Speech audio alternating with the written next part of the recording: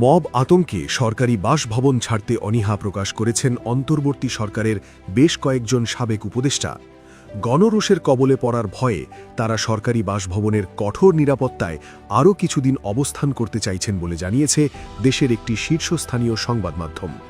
ড. মোহাম্মদ ইউনূসের নেতৃত্বাধীন সাবেক অন্তর্বর্তী সরকারের 18 মাসের শাসনামলে মানবাধিকার পরিস্থিতির চরম অবনতি এবং জননিরাপত্তা নিশ্চিতে ব্যর্থতার কারণেই আজ খোদ সাবেক উপদেষ্টাদের মধ্যেই এই চরম নিরাপত্তাহীনতা ও ভীতি তৈরি হয়েছে বলে মনে করছেন সংশ্লিষ্টরা।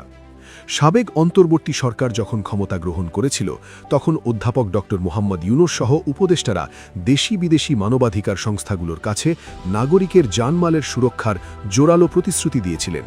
বিশেষ করে মানবাধিকার আন্দোলনে যুক্ত বেশ কয়েকজন ব্যক্তি উপদেষ্টা পরিষদে থাকায় সাধারণ মানুষের মনে এক ধরনের আশাবাদ তৈরি হয়েছিল। কিন্তু 18 মাসের সার্বিক চিত্র বিশ্লেষণ করলে দেখা যায় সেই জনপ্রত্যাশার প্রতিফলন বাস্তবে ঘটেনি। Human rights support society HRSS এর সাম্প্রতিক এক প্রতিবেদন অনুযায়ী গত 17 মাসে দেশের রাজনৈতিক সহিংসতা, মব বা নিপীড়নের নজিরবিহীন ঘটনা লক্ষ্য করা গেছে। মানবাধিকার সংস্থাগুলোর তথ্য অনুযায়ী গত 17 মাসে দেশে আইনশৃঙ্খলা রক্ষাকারী বাহিনীর হেফাজতে এবং বিভিন্ন সংঘর্ষে অন্তত 60 জন প্রাণ হারিয়েছেন। একই সময়ে দেশের বিভিন্ন কারাগারে প্রাণ হারিয়েছেন 127 জন, যাদের মধ্যে অনেক রাজনৈতিক বন্দীও ছিলেন। আন্তর্জাতিক মানবাধিকার সংস্থা হিউম্যান রাইটস ওয়াচও তাদের বার্ষিক প্রতিবেদনে বাংলাদেশে মব সহিংসতা ও বিচ্ছিন্নতাবাদ বিরোধী আইনের অপপ্রয়োগ নিয়ে গভীর উদ্বেগ প্রকাশ করেছে। বিশেষ করে 17 মাসে সারা দেশে 413টি মবের ঘটনা ঘটেছে, যেখানে 259 জন প্রাণ হারিয়েছেন এবং আহত হয়েছেন 313 জন। এই পরিসংখ্যান প্রমাণ করে তৎকালীন সময়ে দেশের আইন শৃঙ্খলার নিয়ন্ত্রণ কতটা ভঙ্গুর অবস্থায় পৌঁছেছিল।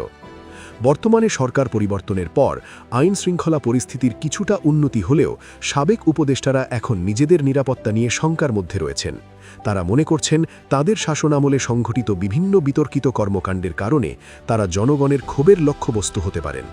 সাবেক একজন উপদেষ্টার নাম প্রকাশ না করার শর্তে সংবাদ মাধ্যমকে জানিয়েছেন, বাংলাদেশের প্রতিষ্ঠাতা রাষ্ট্রপতি শেখ মুজিবুর রহমানের স্মৃতিবিজড়িত ধানমন্ডি 32 নম্বরের ভবন ভাঙচুর ঠেকাতে না পারা, 24-এর আন্দোলনের নামধারী সমন্বয়কদের ব্যাপক চাঁদাবাজি, সারা দেশের সুফি মাজারগুলোতে নজিরবিহীন হামলা এবং ঢালাওভাবে রাজনৈতিক মামলার কারণে জনগণের মধ্যে তীব্র অসন্তোষ বিরাজ করছে।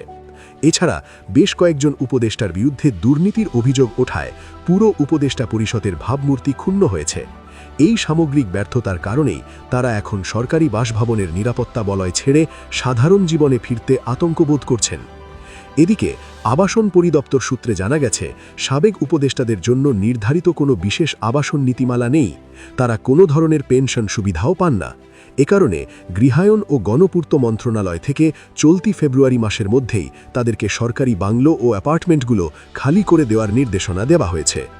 আবাসন পরিদপ্তরের পরিচালক মোহাম্মদ আসাদুজ্জামান জানিয়েছেন, কর্মকর্তাদের ক্ষেত্রে সুনির্দিষ্ট নীতিমালা থাকলেও উপদেষ্টাদের ক্ষেত্রে এমন সুযোগ নেই। তবে মানবিক কারণে কেউ যদি বিশেষ অসুবিধা বোধ করেন তবে তাকে সর্বোচ্চ 1 থেকে 2 মাস সময় দেওয়া হতে পারে। সেক্ষেত্রে মার্চ বা এপ্রিল মাসে তাদের নির্ধারিত ভাড়া পরিশোধ করতে হবে। ফেব্রুয়ারি মাসটি নির্বাচনের মাস হওয়ায় এই মাসের ভাড়া মওকুফ করা হয়েছে। জানা গেছে, সাবেক প্রধান উপদেষ্টা ড. মোহাম্মদ ইউনূস চলতি মাসের মধ্যেই রাষ্ট্রীয় অতিথি ভবন যমুনা ছেড়ে দিয়ে তার গুলশানের ব্যক্তিগত বাসভবনে ফিরে যাওয়ার প্রস্তুতি নিচ্ছেন।